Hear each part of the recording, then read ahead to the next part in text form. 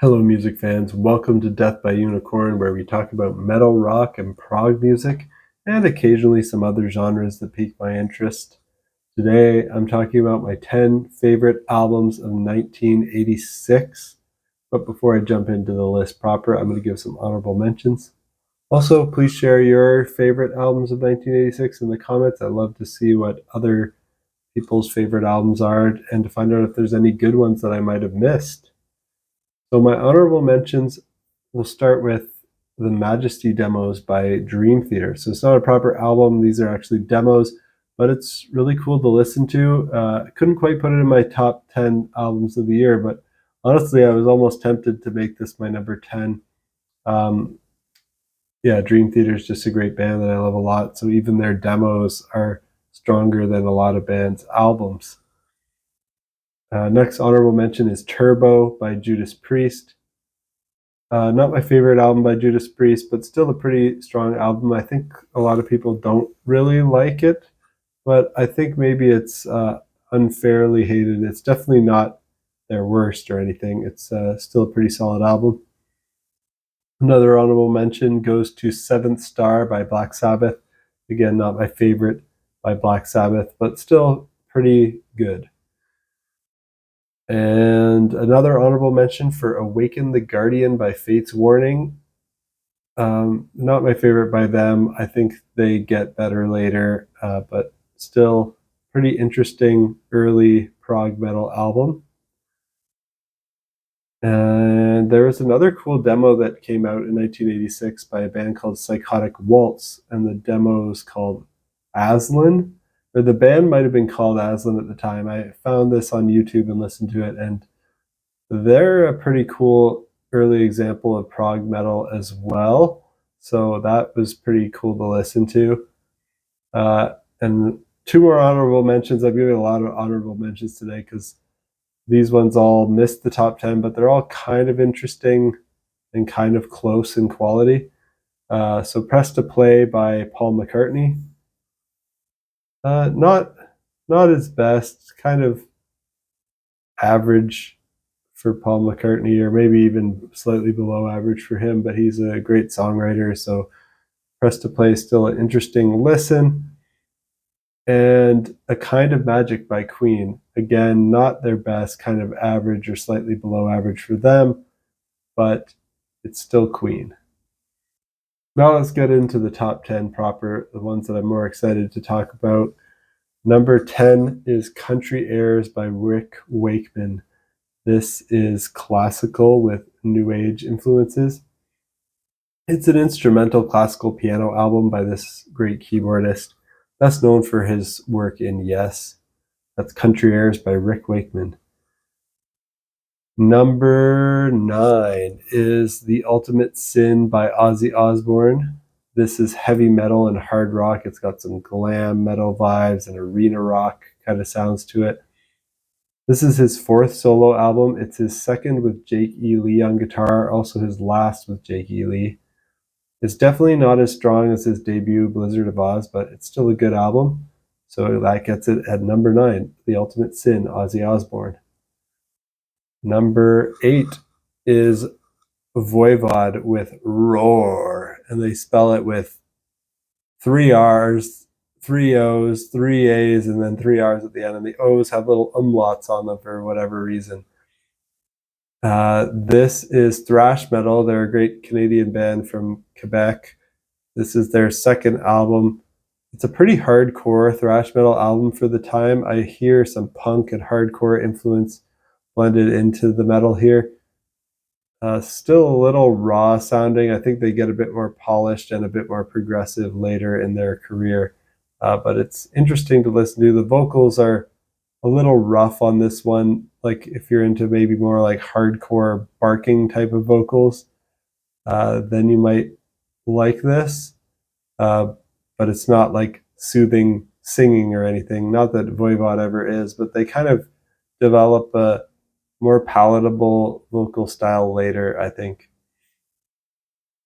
Number 7 is Power by Kansas. This is hard rock. It's got some pop and arena rock influences in it. It's kind of a bend in the Prog here. It's their 10th album. It's not their best work, but it's still a very good album. Kansas is a great band. So check out Power by Kansas. At number 6, I have Invisible Touch by Genesis.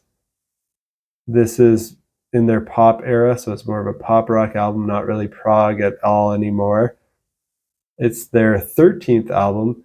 It features some big hits like Invisible Touch and Throwing It All Away and In Too Deep. All those were radio staples, and they're all really catchy, so I have nothing against them. I think they're really great songs.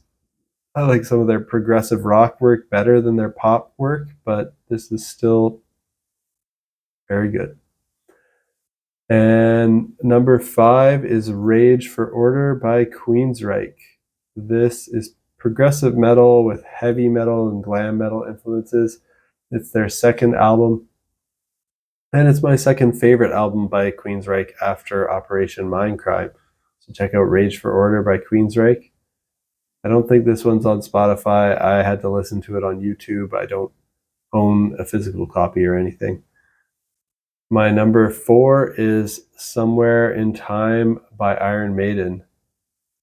I was considering maybe putting this number 3. It's pretty close to my number 3 spot, but I put it in number 4 just based on how I'm feeling today. This is heavy metal. It's Iron Maiden's 6th album. It's their first to feature guitar synthesizers. So I know some heavy metal fans don't really like the synthesizer guitar sound. I think it's pretty cool to just change up the sounds a bit. And yeah, check out Somewhere in Time by Iron Maiden. Number 3, really close with Iron Maiden, is Journey with Raised on Radio.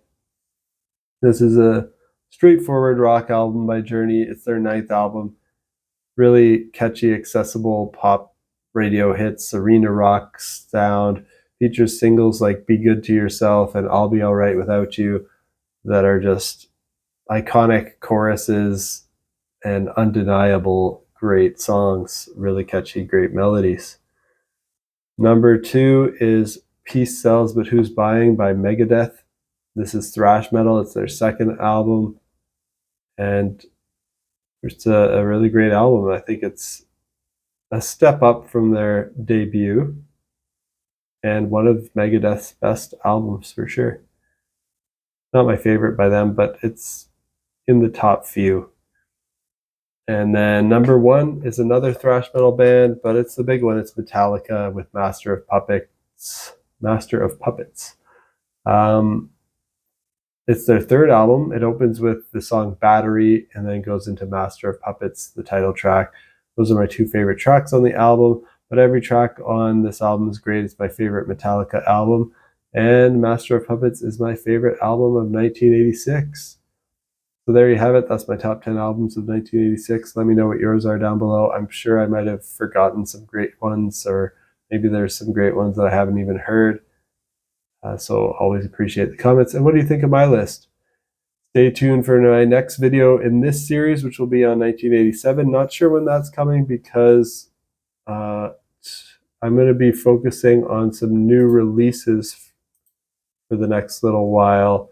There's some new albums coming out that I'm going to listen to.